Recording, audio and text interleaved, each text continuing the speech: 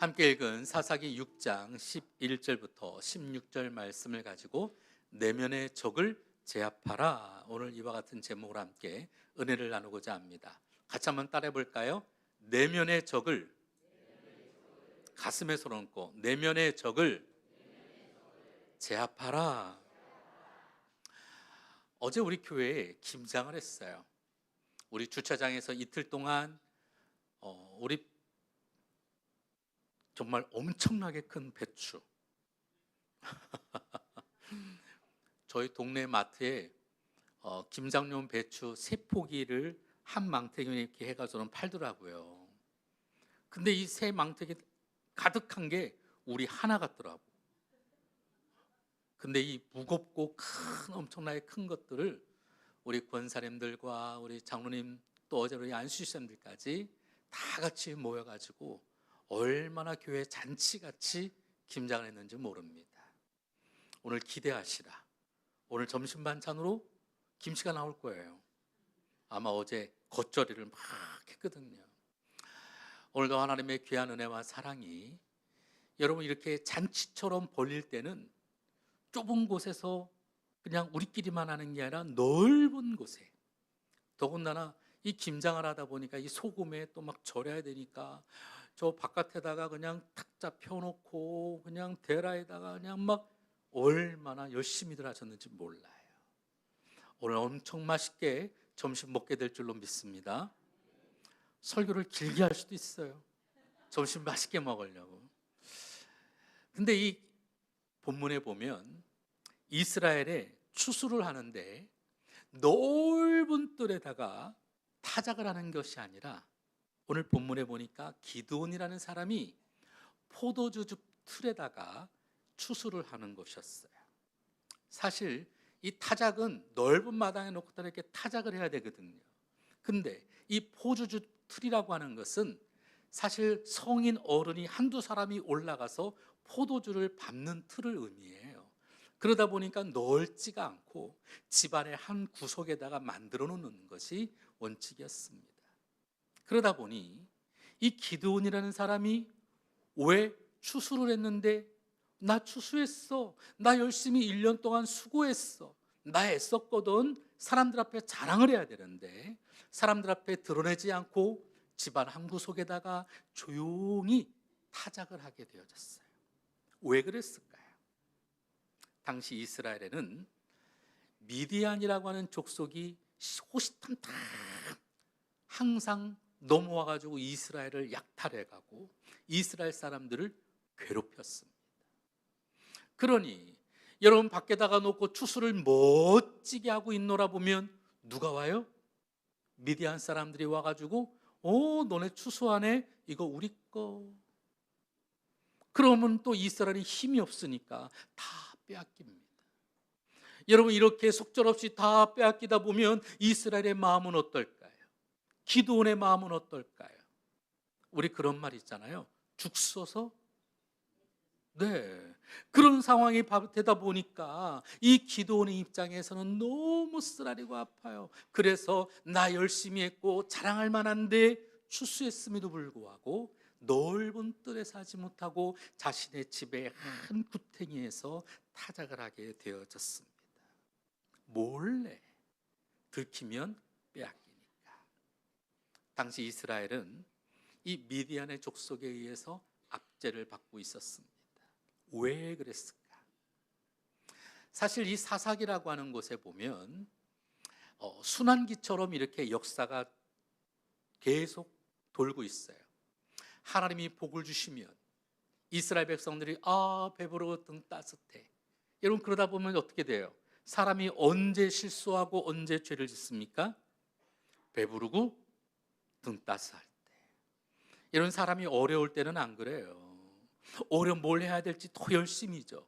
그런데 내가 할 일 없이 그냥 여유롭다다 보니까 범죄합니다. 범죄하면 하나님이 네 이놈 하고 또 심판하니까 나 죽겠습니다, 살려주세요 회개하면 그제서야 또 하나님이 불쌍히 여겨주셔서 이스라엘을 또 용서해 주시고, 그리고 축복해 주시면 또 범죄하고, 범죄해서 하나님이 심판하면 나 죽겠습니다, 그러면 또 하나님이 용서해 주시고, 용서하고 나서 또 얼마 있다가 또 범죄하고, 이것이 계속 순환처럼 쳇바퀴 돌듯이 역사가 이루어집니다.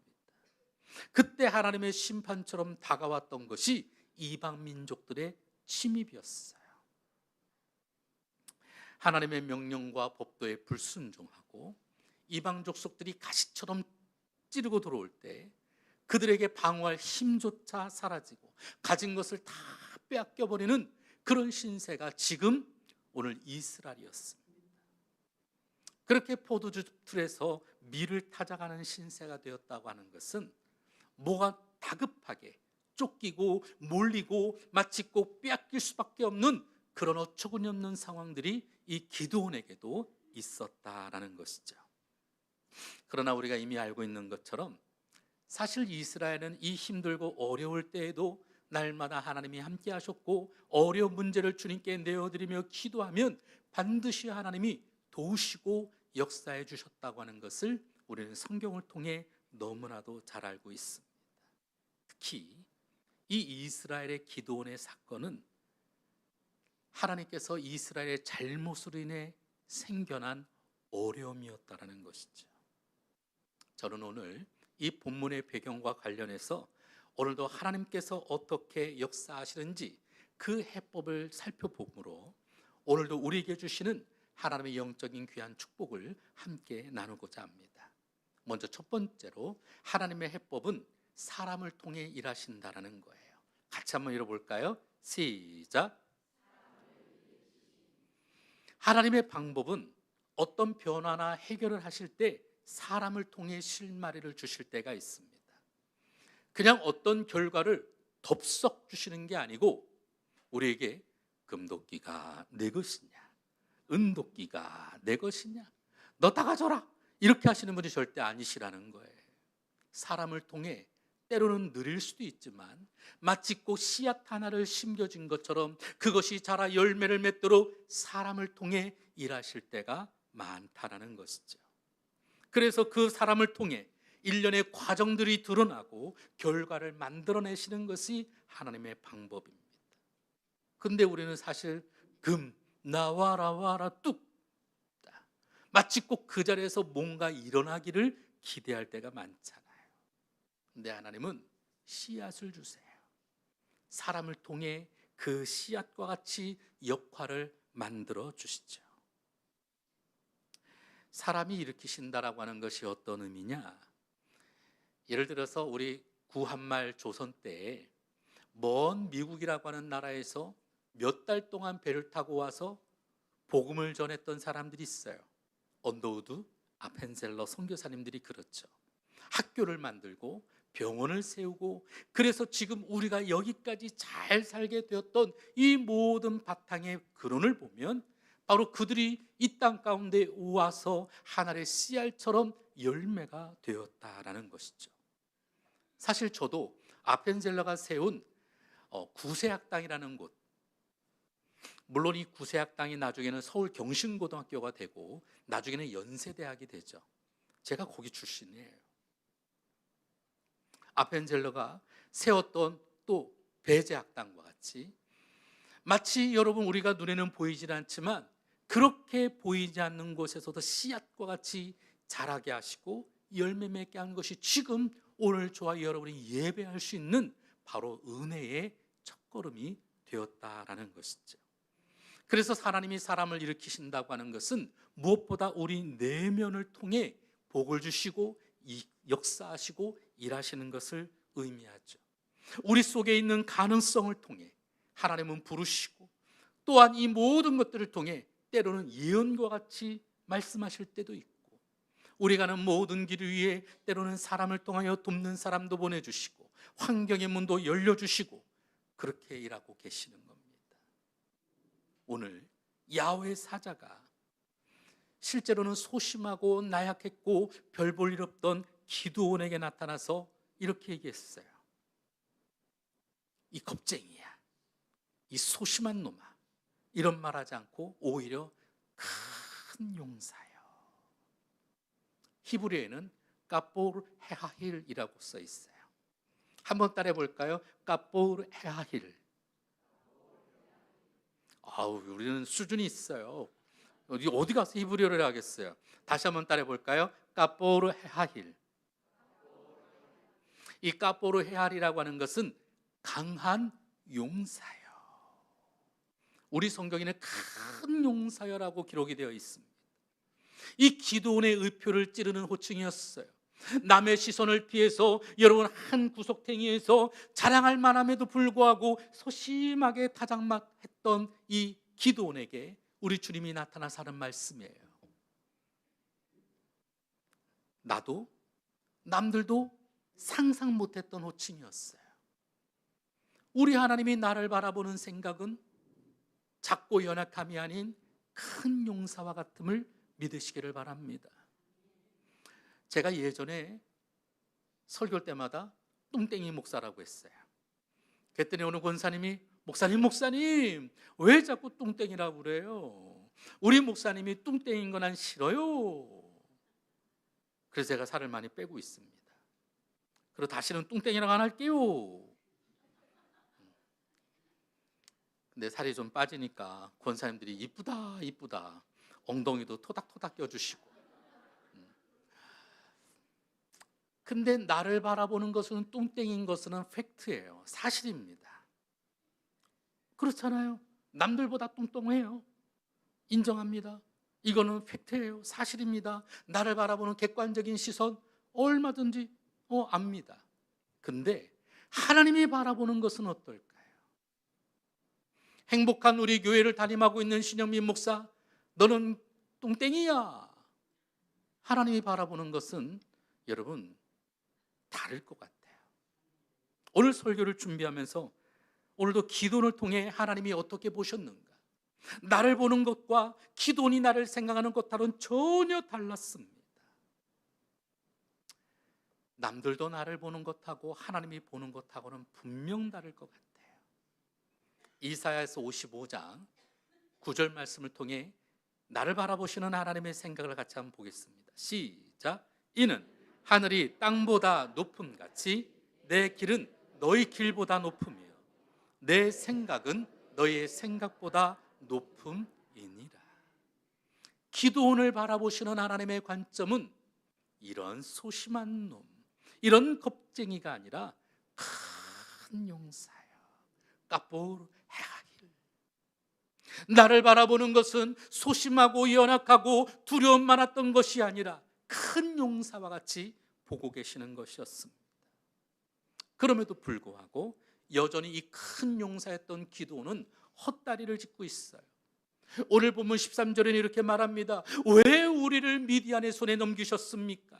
출애굽에 기적했던 일어났던 그 이적들은 도대체 어디 있습니까? 왜 우리에게 이와 같은 어려움과 아픔, 환난을 주시고 도대체 무엇에 쓰려고 이와 같은 어려움을 우리에게 주십니까? 기도는 지금 눈에 보여지는 결과 열매가 바뀌어지기를 기대했어요. 출애굽 때 역사했던 하나님을 찾는 데 비해서 실제 하나님은 출애굽 때 역사하셨던 사람들, 모세와 같이, 여호수아와 같이 지금은 기드온을 찾고 계셨어요. 우리는 단순히 어떤 문제의 현상만 바꿔달라고 이야기하지만 하나님은 오늘 저와 여러분을 통해 우리에게 있는 이 모든 어려움의 문제들을 이겨나갈 수 있도록 도우시며 은혜 주시며 역사하고 계심을 믿으시기를 바랍니다. 그래서 오늘 단도직입적으로 기도원에게 말씀합니다. 14절 말씀 같이 읽겠습니다. 시작. 너는 가서 이 너의 힘으로. 기도는 자신의 힘뿐만 아니라 하나님께서 공급하시는 그 힘으로 나와 함께라면 너는 얼마든지 할 수 있어. 내가 너를 도울 거야. 너 얼마든지 할 수 있다니까. 힘을 내. 할 수 있어. 하나님께서 사람을 만드실 때 창세기에 뭐라고 말했어요? 너희는 땅을 정복하라. 모든 생물을 다스리라. 오늘 저와 여러분을 통해 뭔가 일하게 하셨습니다. 정복하게 하셨고 다스리게 하셨고, 또한 그와 같은 환경의 문이 열려지도록 여러분 우리로 하여금 꿈을 꾸게 하고 기도하라고 말씀하고 있어요.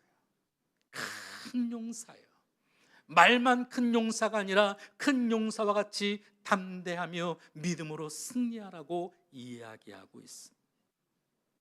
그러므로 사랑하는 성도 여러분, 우리 자신을 향한 하나님의 음성을 듣기를 주의 이름으로 축원합니다.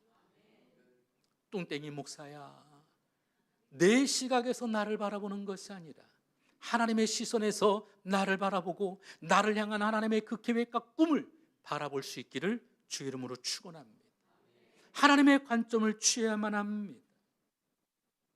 사실 우리가 믿음 안에서 이런 얘기를 해도 세상에서도요, 코칭이라든지 때로는 스스로도 뭔가 자기 개발을 하는 책들이 얼마나 많은지 몰라요. 요즘에 서점가에 가면 1위 하는 책들을 보면 거의 다 그런 류의 책이거든요. 성공하는 사람들의 습관들, 어떻게 하면 더 잘 될 것인가, 나를 개발할 것인가. 적어도 내가 예수를 믿지 않아도 내가 꿈을 꾸며 내가 소망하며 내가 바라보는 것 있는 사람들도 성공하더라는 거예요. 우리 옛날에 개천에서 용난다고 그랬잖아요. 내가 적어도 열심히 공부하고 내가 애쓰고 수고해도 얼마든지 성공할 수가 있었어요. 오프라 윈프리라고 하는 미국 여성들 가운데 가장 영향력 있는 손가락 안에 들어가는 사람 중에 한 사람이죠. 오프라 윈프리. 그녀가 때로는 토크쇼를 진행하면서 많은 사람들을 울리기도 하고 웃기도 하고, 심지어는 자동차를 선물로 주기도 하고. 전에 설교할 때 여러분 들어보셨죠? 응? 자동차를 갖다가 100대 넘게 주었어. 여러분, 이 정도 능력 있는 여자예요. 근데 그녀가 처음부터 다 잘했을까요? 아니에요. 어릴 때는 찌들어지게 정말 가난했습니다. 또한 10대 때는 성폭행을 당해서 마음의 상처도 얼마나 컸는지 몰라요. 그녀가 자라가면서 늘 그런 생각을 했습니다. 가난이 나를 지배하지 않도록 내가 열심히 해야지. 나는 더 열심히 해야지. 내가 더 열심히 해야지. 이 지겹도록 가난하고 어렵고 아파했던 내 삶이 나를 지배하지 않도록 나는 가만히 안 있을 거야. 나는 더 열심히 할 거야. 나는 할 수 있어. 여러분, 그래서 이 오프라 윈프리는 많은 사람들의 성공의 표상처럼 여겨지게 되어졌습니다. 세상 사람도 I can do it, 나는 할 수 있어 라고 외칠 때 얼마든지 가능해요. 하물며 하나님의 자녀된 오늘 우리 믿음의 사람이 우리 내면에 하나님의 음성을 들으며 나와 함께 하시는 하나님과 더불어 믿음으로 나아갈 때 우리에게는 보다 더 거룩하고 놀라운 역사가 일어나게 되어질 줄로 믿습니다. 그래서 하나님의 해법 중에 가장 중요한 것은 결국 하나님으로부터 시작하는 거예요. 같이 읽겠습니다. 시작. 해법은 결국 하나님으로부터 시작합니다. 우리가 3차원의 문제를 해결하기 위해서는 3차원의 자원들이 동원되죠. 예를 들어서 노력, 성실, 때로는 자금, 기획, 마케팅, 때로는 인맥들.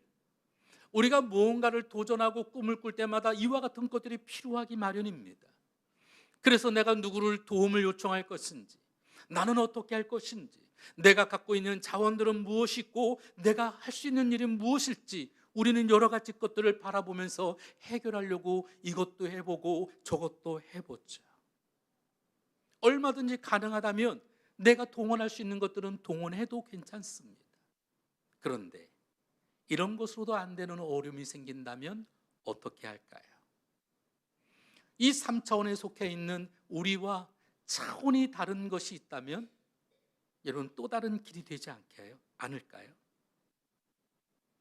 내게 주어진 것으로도 열심히 노력을 해도 안 되는 일이 생기면 어떻게 하겠어요?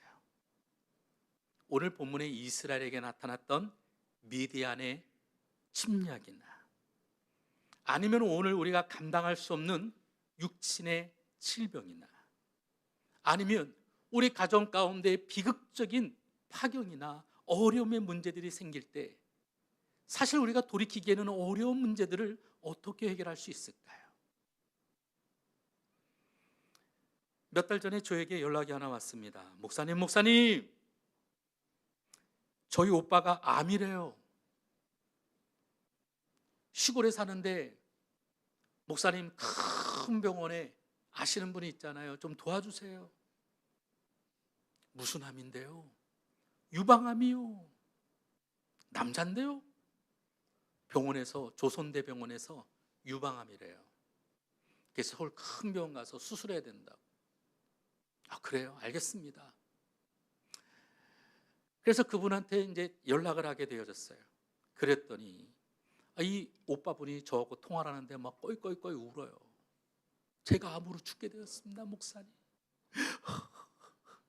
제발 좀 도와주세요. 그래서 병원에 예약을 했어요. 다 수속을 다 해드렸어요.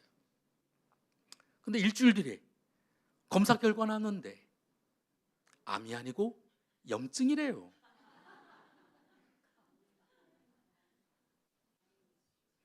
이 가슴에 염증이 많아가지고, 여러분 이해하시죠? 얼마든지 그럴 수 있어요. 그래서 약 몇 알 받고 퇴원하면서 감사합니다. 그리고 지금까지 연락이 없어요. 며칠 전까지는 죽겠습니다. 살게 되니까 연락이 없어요. 오늘 우리 힘으로 안 되는 일들이 분명히 있습니다. 사람과의 관계 문제, 내가 해결할 수 없는 문제들이 있어요. 한번 어그러지기 시작한 것들을 어떻게 여러분 우리가 해결할 수 있겠어요? 뭔가 근원적인 것들 한번 되짚어 봐야 되지는 않을까요? 이 사사기가 주는 교훈들이 이랬습니다. 이스라엘이, 하나님의 백성이, 하나님의 자녀가 뭔가 잘못되어진 일이 생겨난다면 하나님과 우리 사이에 뭔가 어우러진 것은 없을까? 축복의 근원이신 하나님과의 관계를 다시 한번 우리가 살펴봐야만 합니다. 내 안에 하나님의 축복이 다시 흐를 수 있도록 때로는 하나님이 기다리시고 인내하시며 바라보고 계시는 것은 없는지 하나님이 역사하시기 기대하도록 오늘 우리가 그 모든 것들을 다시 한번 점검해 봐야 될 줄로 믿습니다. 사사기 6장 6절부터 8절의 말씀을 함께 읽겠습니다. 시작. 이스라엘이 미디안으로 말미암아 궁핍함이 심한지라. 이에 이스라엘 자손이 야훼께 부르짖었더라. 이스라엘 자손이 미디안으로 말미암아 야훼께 부르짖었으므로 야훼께서 이스라엘 자손에게 한 선지자를 보내시니. 오늘 이 말씀의 핵심은 부르짖었더라예요. 따라합시다. 부르짖었더라. 오늘 우리가 잘못을 회개하고 부르짖으면 축복의 흐름이 재개되어질 줄로 믿습니다. 내 안에 문제가 생겼을 때 이 문제가 무엇인지 오늘도 주님께 고백하며 주님께 나가야 되는 것입니다. 기드온과 같이. 아니, 심지어 주님이 찾아오시잖아요. 기드온에게 문제가 있을 때, 숨죽이며 찾아가고 있는 그때, 빼앗기지 않을까 염려하고 있는 그때 우리 주님은 큰 용사여라고 찾아오셨잖아요. 마치 광야의 길을 내듯이 오늘도 우리 가운데 일하시도록 역사하고 계실 줄로 믿습니다. 그러므로 이 하나님의 축복은 언제 흐릅니까? 우리가 하나님께 가까이 갈 때, 하나님께서 우리 곁에 오셔서 우리와 함께 하실 때 우리는 얼마든지 가능하게 되어질 줄로 믿습니다. 하나님께서 함께 하시면 좋은 일이 반드시 일어나게 될 줄로 믿습니다. 제가 연초에 한 장로님 댁에 신방을 하게 되어졌습니다. 우리 장로님 댁에 신방을 했는데 이 거실에 딱 들어갔더니 십자가 옆에 제 사진이 걸려 있는 거예요. 축도하는 사진이, 아마 축도 받을 때 몰래 사진을 찍으셨나 봐. 그래서는 그걸 갖다 액자로 해가지고 거실에다 딱 걸어놓으신 거예요. 여러분, 제가 얼마나 민망했겠어요. 저는 사진 찍는 거 별로 안 좋아하거든요. 내 얼굴이 똑하니 그냥 살도 제일 많이 쪘을 때 찍어가지고 거기다가 액자로 해가서는 축도받는 모습을 다 찍고 있으니 나도 깜짝 놀랐어요. 민망했거든. 아유, 장로님 저거 내려놓으세요. 너무 민망해요. 왜 저기다 걸어두셨어요? 그랬더니 장로님이 하시는 말씀이, 목사님, 예배 때마다 목사님이 축도하실 때 복을 받습니다. 우리 가정에서도 매일같이 복 받기를 원해서 저 사진을 걸어놨어요. 여러분, 저는요, 그 이야기를 듣고 난 다음부터 그 장로님을 위해 더 기도할까요? 안 할까요? 기도해야만 하죠. 오늘도 제가 축도하듯 오늘도 하나님의 거룩한 복이 그 가정 위에, 권사님 위에, 자녀들 위에 하나님께서 함께 하시기를 아침마다 기도합니다. 그렇다고 오늘부터 사진 걸란 얘기 절대 아닙니다. 적어도 그런 마음의 소망함이 있다는 것, 하나님이 함께 하시면 내게 복을 주시고 내가 하나님과 가까이 하면 하나님과 함께 할 때 주의 축복이 나를 통해 흐른다고 하는 것을 우리는 알아야 될 줄로 믿습니다. 소심하고 나약했던 기드온을 향해 큰 용사라고 말했던 우리 주님도 마찬가지였습니다. 이처럼 어려움과 문제 가운데 비약할 수 있었던 그 이유는 오늘 여러분 사사기 6장 12절 하반절에 같이 읽습니다. 시작.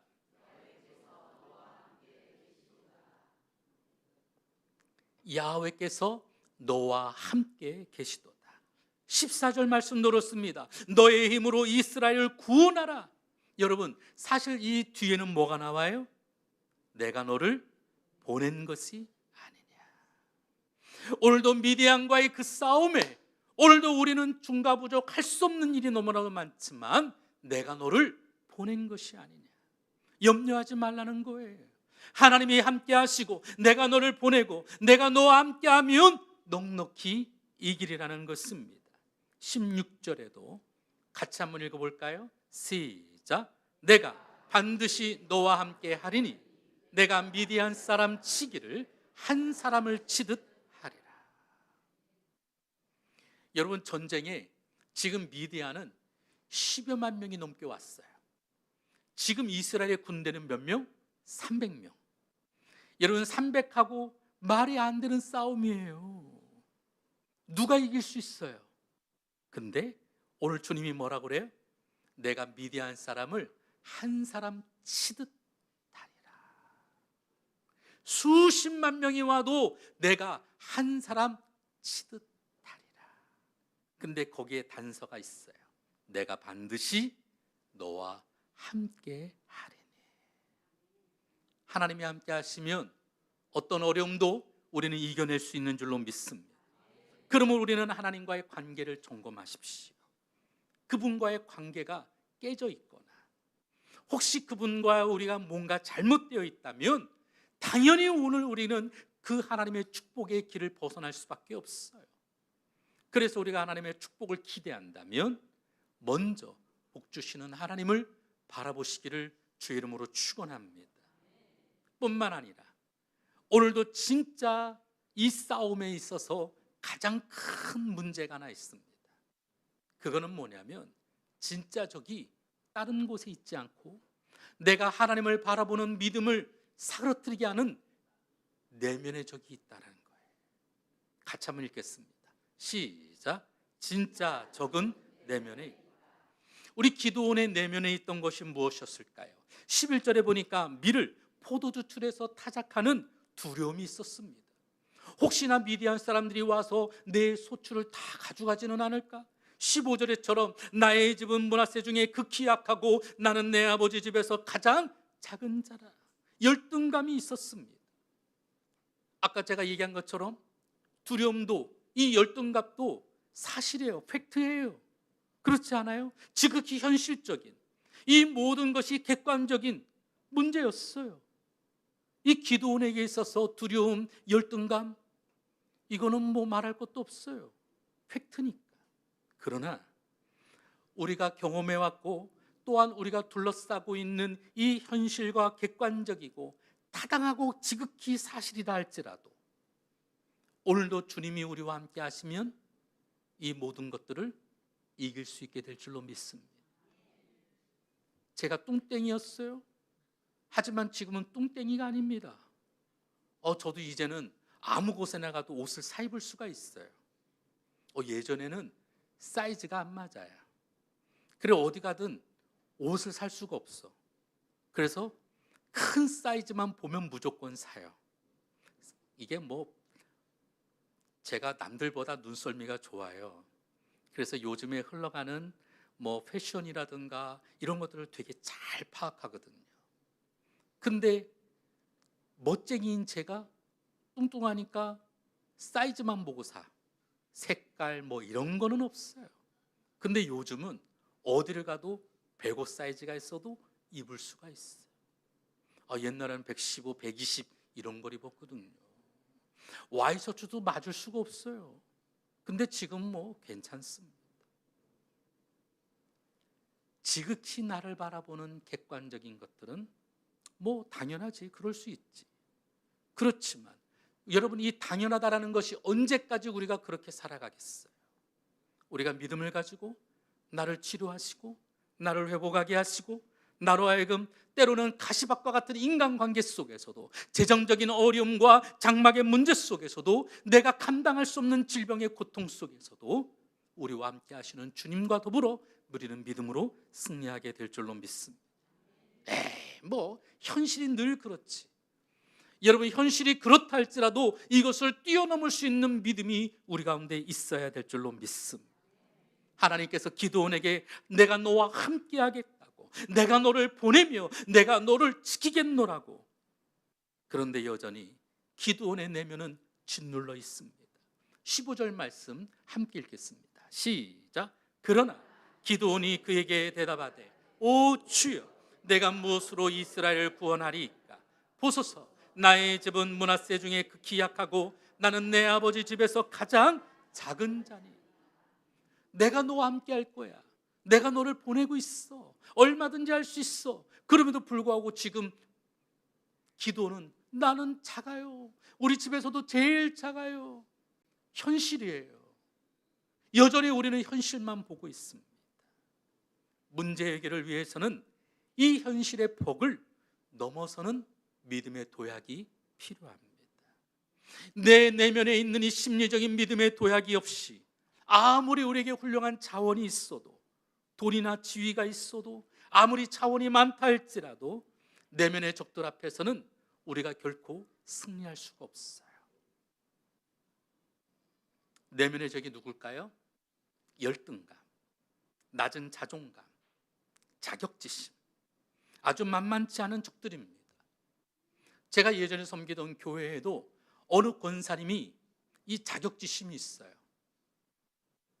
남편과 자식이 일찍 죽고 힘들게 생활하다 보니 많은 사람들이 말끝마다 아이, 권사님은 뭐 어렵지. 항상 그러다 보니까 나를 갖다가 사람들이 인정 안 해주는 것 같고, 그래서 모든 모임 속에서 조금만이라도 핀트가 어긋나면 화내기 일수. 항상 그 권사님이 짜증이 항상 많았어요. 심지어 교회에서 예배를 드리는데 제가 신방 하나 놨는데 어느 집에서는 예물이 올라와 있길래 먼저 축복 기도를 해줬고, 또 권사님 집에서는 제가 이 예물을 나중에 축복 기도를 해드렸거든요. 먼저 안 했다고.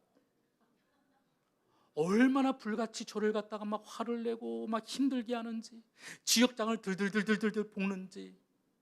제가 그분을 위해서 1년에 열흘씩 2번을 기도했어요. 이 자격지심이 주의 종의 마음도 힘들게 되어지고, 그럼 본인은 얼마나 힘들겠어요. 열등감, 낮은 자존감, 내가 뭘 할 수 있겠어.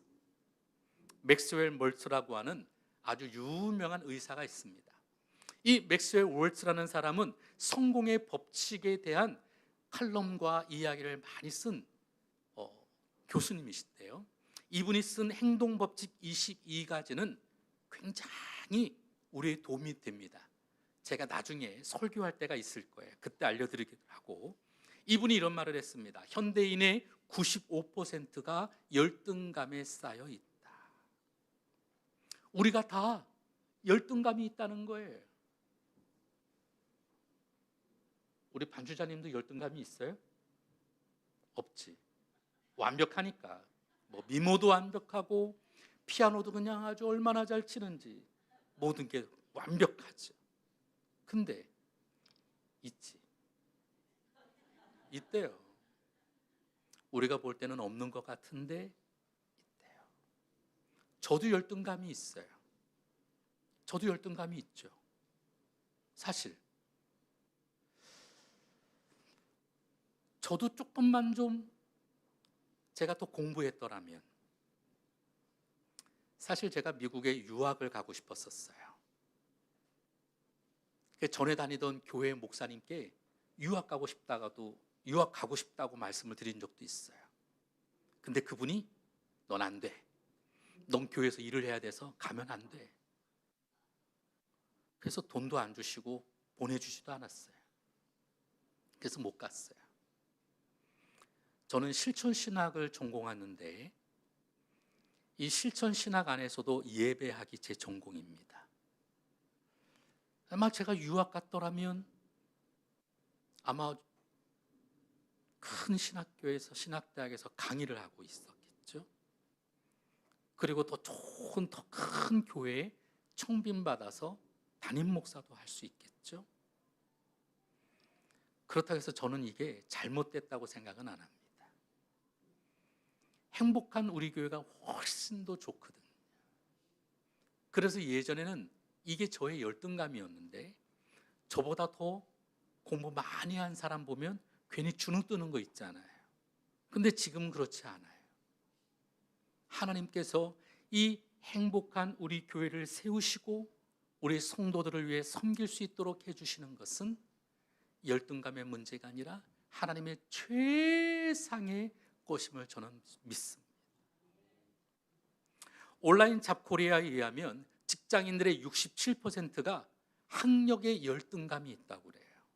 아까 제가 얘기했던 것처럼 그 대한민국 사람들처럼 박사학위 가진 사람들이 많은 나라는 없어요.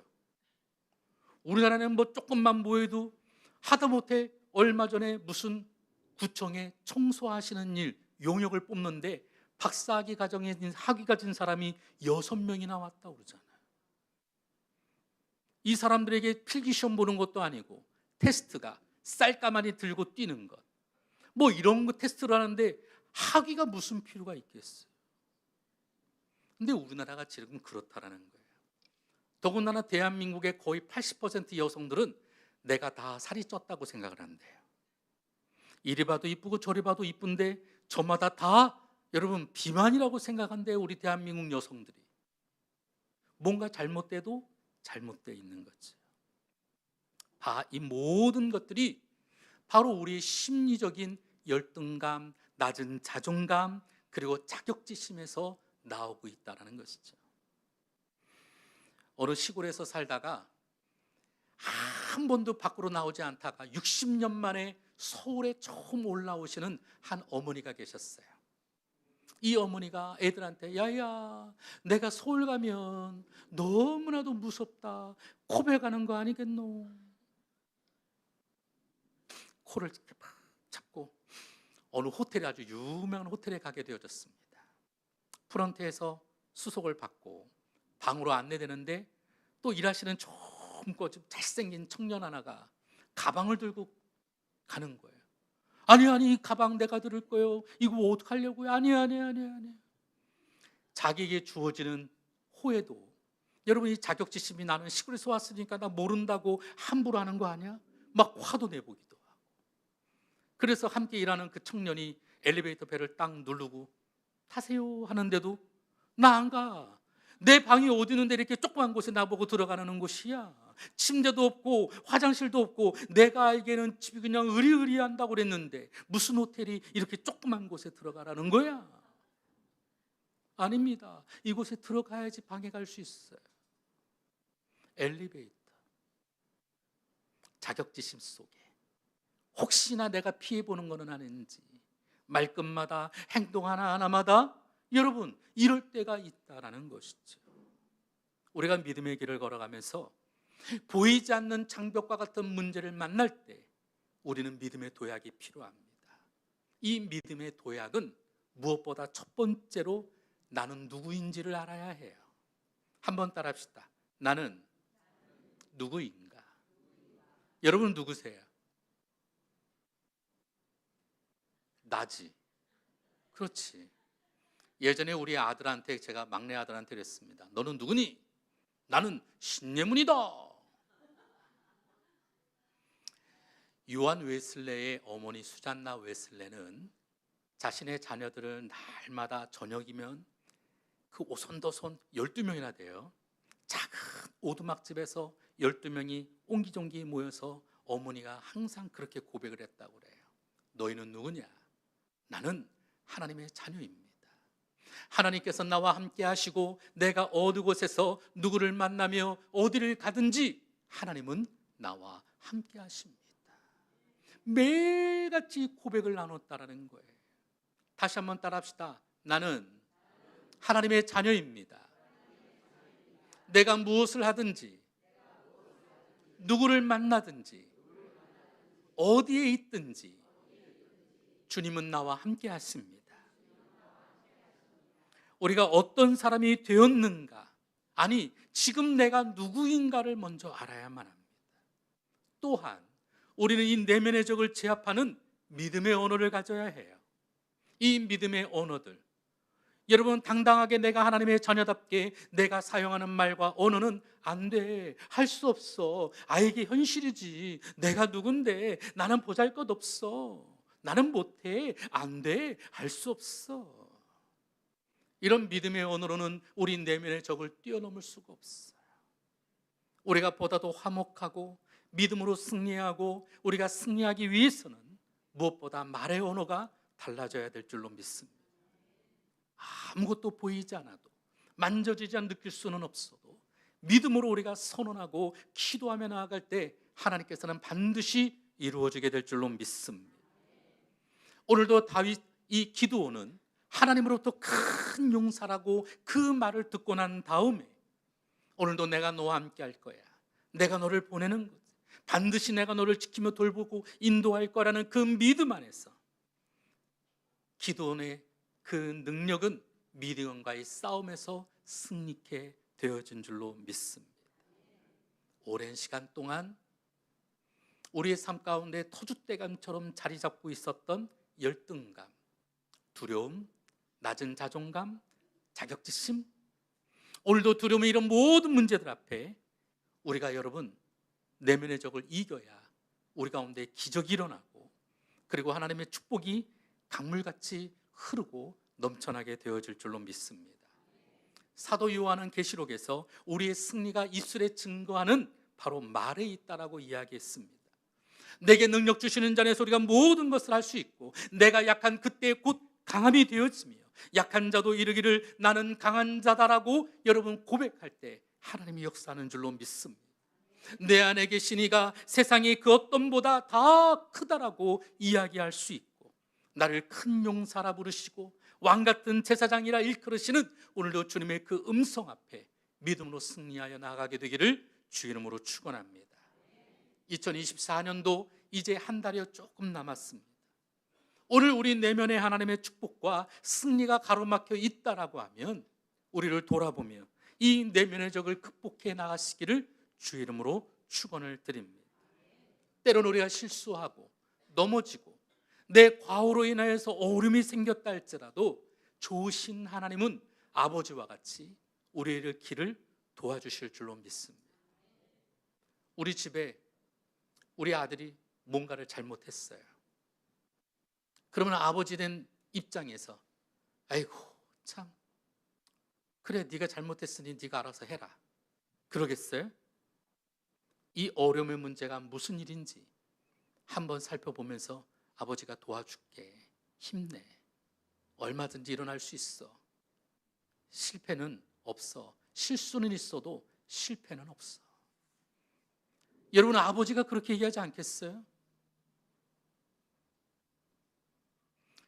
제가 일부 예배 때는 말하지 않았는데요, 제 인생에 살아가면서 제일 좋았던 순간들이 언제일까? 우리 아이들이 태어날 때, 결혼할 때, 행복한 교회 창립할 때 다 행복한 순간들이죠. 근데 만 15년을 정말 내가 오린과 같이 열심히 사역했던 곳에서 그만둘 때 여러분 그때 그 상실감은 말할 수가 없더라고요. 그때 아내한테 그랬어요. 나 6개월만 쉴게. 나 아무것도 하고 싶지 않고 딱 6개월만 좀 쉬자. 근데 6개월 쉬자고 했는데 한 달 지나니까 마음이 불안해지더라고. 이거 어떻게 해야지? 걱정이 막 엄습해 왔어요. 근데 그때 저희 장인어른이 전화를 주시는 거예요. 어디로 와라, 밥 먹자. 광화문에 있는 아주 굉장히 멋진 씨푸드 뷔페였어요. 가격도 꽤 비싸더라고요. 거기서 밥을 먹으면서 아버님이 봉투 하나를 탁 주는 거예요. 야, 이거 가지고 아이들 맛있는 것도 사주고 기죽지 말고 힘내라. 여러분, 이 인생 가운데서 나는 지금 어떻게 하지? 아무것도 내가 정말 할 수 없다. 지금 내 삶 가운데는 뭘 할 수 있지? 여러분, 그렇게 포기할 것 같은 제 인생 속에도 용기를 주는 말이 있었어요. 여러분은 어떠세요? 오늘도 우리 곁에 찾아와서 큰 용사라고 우리를 칭찬하시고 회복해 하시고 붙드시는 하나님의 그 음성이 있기를 주 이름으로 축원합니다. 그래서 나를만 보지 마세요. 또 다른 관점에서, 하나님의 관점에서 나를 보세요. 나의 연약하고 부족함이 아닌 하나님이 함께 하시고 도우시는 그 인생을 바라보시기를 바랍니다. 그러기 위해서는 하나님과의 관계가 우선입니다. 내 안에 통로에 막혀 있는 것은 없는지, 내가 치워야 될 것은 없는지 오늘도 믿음으로 나를 살펴보며 마지막 남아가는 2024년도를 그렇게 보내시기를 주 이름으로 축원합니다. 그럴 때 적은 300명으로도 13만 5천 명을 이기는 놀라운 역사가 일어나게 되어질 줄로 믿습니다.